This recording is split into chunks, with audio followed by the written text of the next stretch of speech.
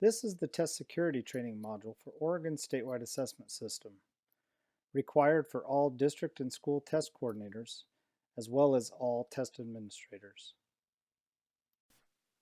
The topics that this module will cover include the requirements for a secure testing environment, handling and disposal of hard copies of secure test materials, identifying and preventing testing improprieties and irregularities, as well as reporting any potential improprieties or irregularities. The first topic is secure testing environment requirements, which is important for multiple reasons. First, we must ensure the results of the assessment are valid for accountability purposes by having consistency in administration practices across schools and districts. Second, maintaining the security of test items, questions, and stimuli, such as reading passages, is necessary so that these items and stimuli can be used in future years to maintain measure comparability and use the results to identify trends in performance. Ultimately, the goal of maintaining a secure testing environment ensures that no students have an unfair advantage or disadvantage during testing. Section 2.2 of the TAM addresses the requirements for maintaining security of the test environment. Test security generally involves who has access to secure test materials, what students can see and hear while testing, and what resources students can access while testing. To ensure a secure test environment, there are requirements that must be met in preparation for testing, during testing, and once testing has been completed. Table 10, included in Section 2.2 of the TAM, provides a list of requirements that must be met during these three phases to maintain the security of test materials and the security and validity of student responses from start to finish, and is an excellent resource to consult at each phase. Please note that a secure testing environment refers to the conditions under which the tests are administered and do not imply or require a specific location. Within the same school, a secure testing environment could be created in multiple locations, such as a classroom, library, small conference room, or multi-purpose room. A secure testing environment is expected for all tests, every testing session. Testing improprieties can be eliminated with sufficient training and understanding. Each year, ODE receives reports of materials having been left up on the walls in classrooms that may have provided students in those rooms with an unfair advantage. This oftentimes affects multiple classrooms of students. Please cover or remove wall decorations during testing, as it is heartbreaking for all of us when test results for entire classrooms of students must be invalidated. The other considerations listed here are also avoidable with appropriate practice and training. Please make sure that you understand what TAs and students are allowed to do or not allowed to do during testing. Consult the TAM for additional information.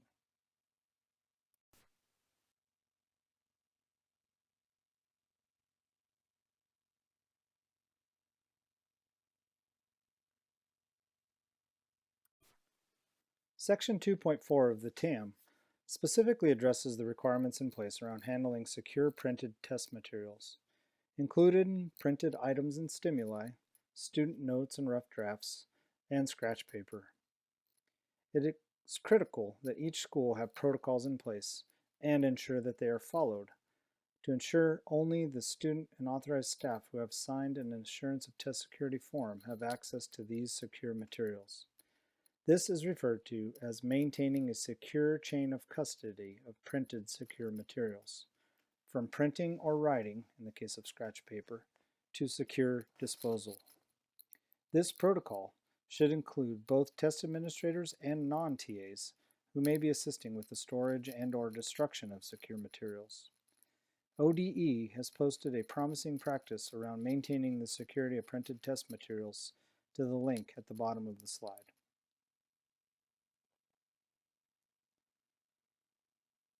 It is also important that all individuals who will be handling secure test materials, including students, understand what must be securely destroyed immediately following the end of each test session, and what may be securely retained between sessions until the student completes the test. Please refer to Section 2.4 of the TAM for a complete description of these criteria.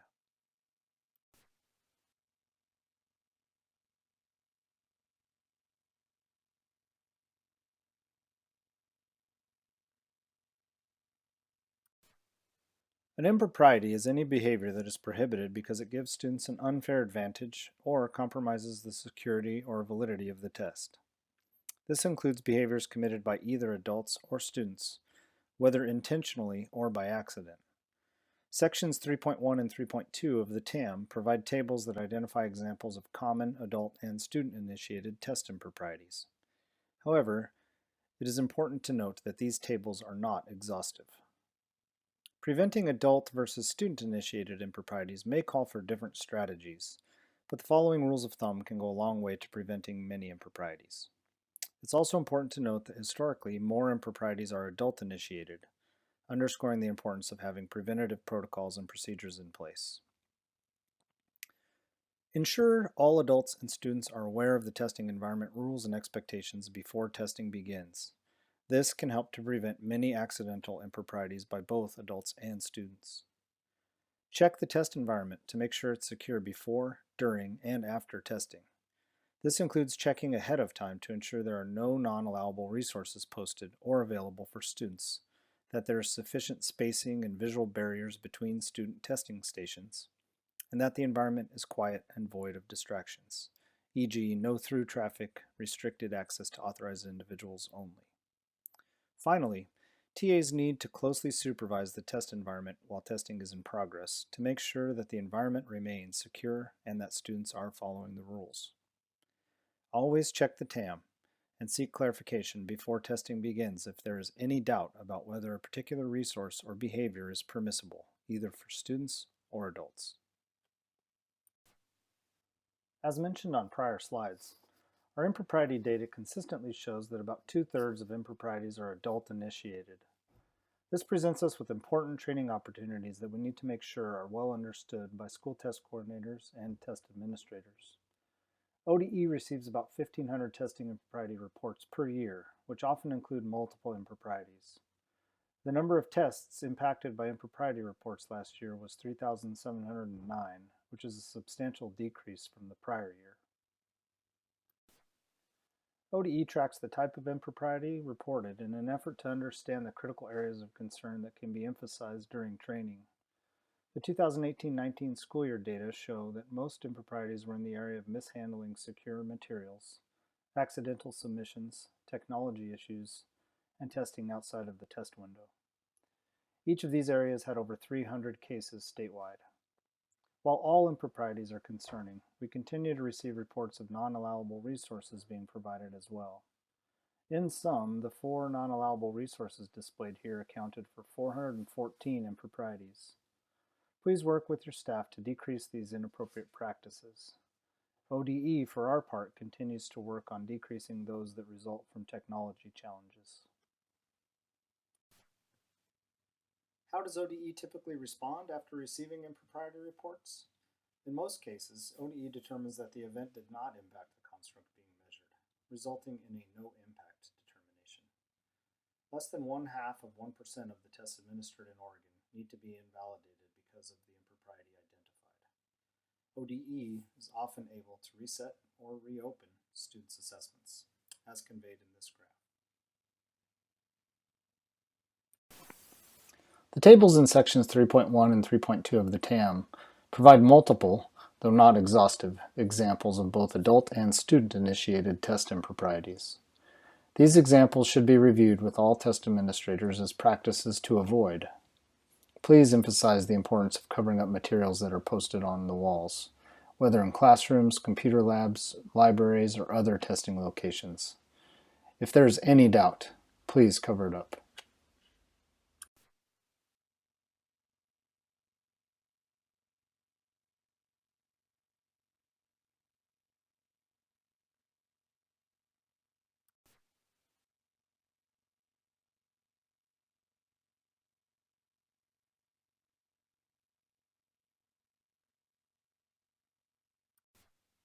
When a potential test impropriety or irregularity occurs, it is essential that the first course of action is to pause all impacted tests until the incident is reported, investigated, and resolved. Any potential test impropriety or irregularity must be reported up the chain of communication so that the incident may be investigated in a timely manner and the appropriate outcome identified as quickly as possible. Typically, TAs or other staff who may observe what they believe to be a test impropriety or irregularity report the incident to their school test coordinator.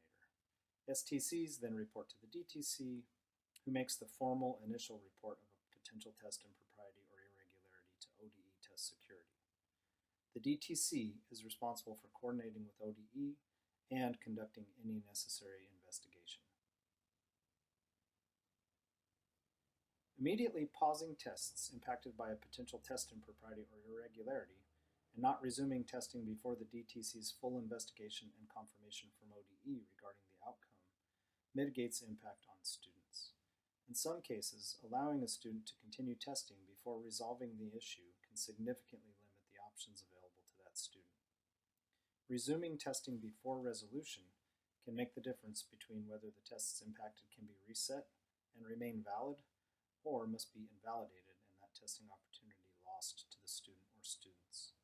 If there is any doubt about whether an incident or behavior is permissible, either for students or adults, always check the TAM and or seek clarification. DTCs must submit an initial report for all potential test improprieties to ODE within 1 day of learning of the potential test impropriety. Similarly, DTCs must report all test irregularities that impact either test security or test validity. Based on the initial report, ODE may request further investigation by the DTC, in which case the DTC must provide results to ODE within 30 calendar days. These expectations are unchanged from previous years. DTCs submit their initial report electronically using an online form available at the link shown at the bottom of the slide. A step-by-step guide and how-to video are also available at this link to assist DTCs with using the online form and submission process. When an impropriety occurs, ODE will work with the DTC to confirm the appropriate outcome. All possible outcomes are summarized in Table 14 of Section 3.5 of the TAM, shown here on this slide. Although ODE works to mitigate impact on students, due to the severity of the incident, the impacted tests must be invalidated. Under certain conditions, as described in Table 14, it is possible that a test may be eligible to be reset, reopened, or even that there is no impact. As mentioned earlier, allowing a student or students to continue testing before the appropriate outcome is determined may negatively impact the options available, even eliminating the possibility of resetting or reopening a test.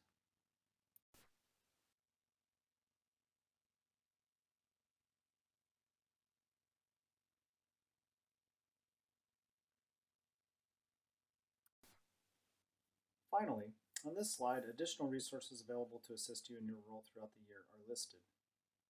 This concludes the Test Security module.